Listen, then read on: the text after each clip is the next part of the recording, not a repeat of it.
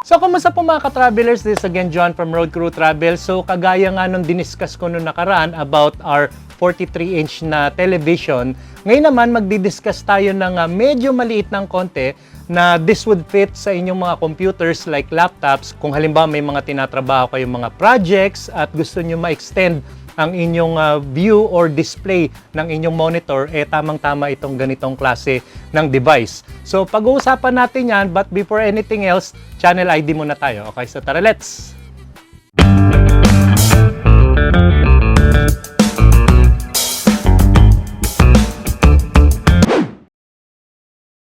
And we're back mga ka-travelers. So kagaya nga na sinabi ko kanina, so didiscuss natin ngayon ang isang portable monitor na fit para sa inyong computer, specifically sa laptop.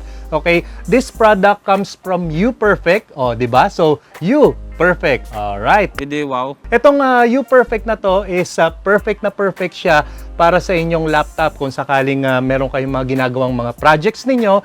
Napakaganda nito dahil pwedeng i-extend ang display nito. Kung halimbawa hindi siya kasya sa isang monitor lang at kung gusto nyong kumbaga parang multitasking ang dating, pwede siya. So nakita nyo naman, this is a 16-inch 2K resolution. So alam nyo na kung paano sukatan nito, di ba? So 16-inch from this point hanggang dito sa dulo niya. So diagonally, yan yung sukat ng kanyang screen display which is 16-inch.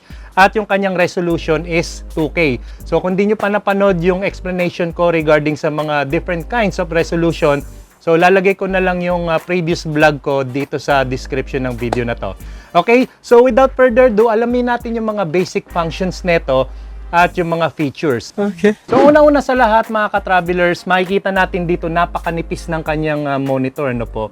So isa sa mga pinakamanipis na product ni UPerfect. At kung mapapansin nyo mga ka-travelers, dito sa may kaliwang bahagi ng monitor, meron siyang 3.5mm jack. Kung halimbawa gusto nyong manood ng YouTube using your laptop, dito pwede nyo namang isalpak ang inyong earphone, ayan, para makapakinig kayo sa sarili ninyo at hindi na kayo makakaistorbo ng iba pa sa paligid ninyo. And of course, ito yung parang pinaka-toggle switch niya. Katulad niyan, mayroong volume control, makikita nyo sa gitna. Pag i-adjust ko pababa, syempre yung kanyang volume is bumababa rin. And kung gusto natin taasan yung volume, ayan, pwede rin. So kung gusto naman nating palitan yung adjustment niya, let's say for example, brightness, so i-press nyo lang yung toggle switch na yan. Yan o. Ayan, makikita natin, may mga options dyan. Brightness, contrast, ECO, I don't know what ECO means.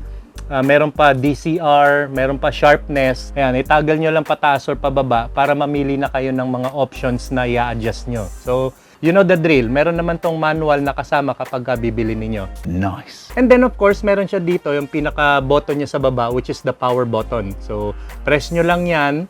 Hard press for a couple of seconds, magto-turn on na yan. And then sa kabila, mga ka-travelers, so tanggalin muna natin siya sa pagkaka-plug para ma-explain ko maigi.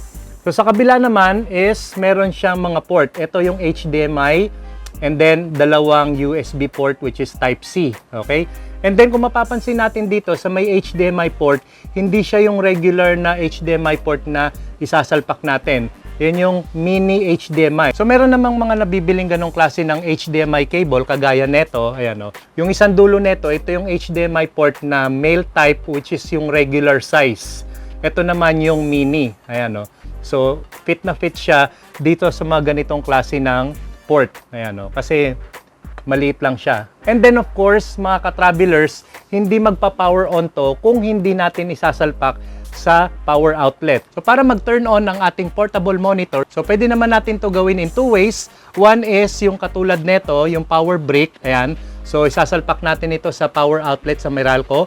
And then yung kabilang dulo, yun yung ipa-plug natin dito sa may USB Type-C, dito sa right side niya. And then yung pangalawang option naman, kung gusto niyo naman makatipid, pwede naman kayong gumamit ng power bank, kagaya nito. Okay? So, ganun din, sasalpak natin yung ating USB Type-C, ayan, dito, sa power bank natin. And then yung kabilang side naman nito is of course, ipa-plug natin dito sa ating portable monitor. O, di ba? How convenient is that? Nice. Pero sa demonstration ng video na to mga ka-traveler, so gagamit muna ako ng power bank para ipakita lang sa inyo yung function na gagawin natin dito sa ating portable monitor at ikakabit natin papunta sa ating laptop. So plug muna natin itong power bank at pagkatapos nun, gagamit na tayo ng ating HDMI cable. Okay, so makikita natin dito no signal kasi hindi pa natin nakabit ng HDMI from our portable monitor going to the laptop. Ayan, dito. Kakabit natin. A few moments later. Ayan.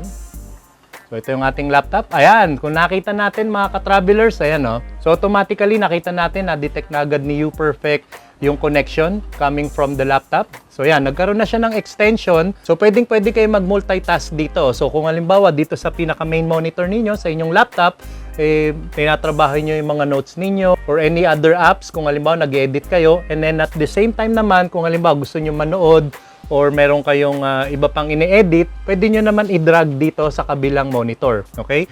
So, kagaya nito, lalagay lang natin siya. Ayan. Alright. Ayan siya.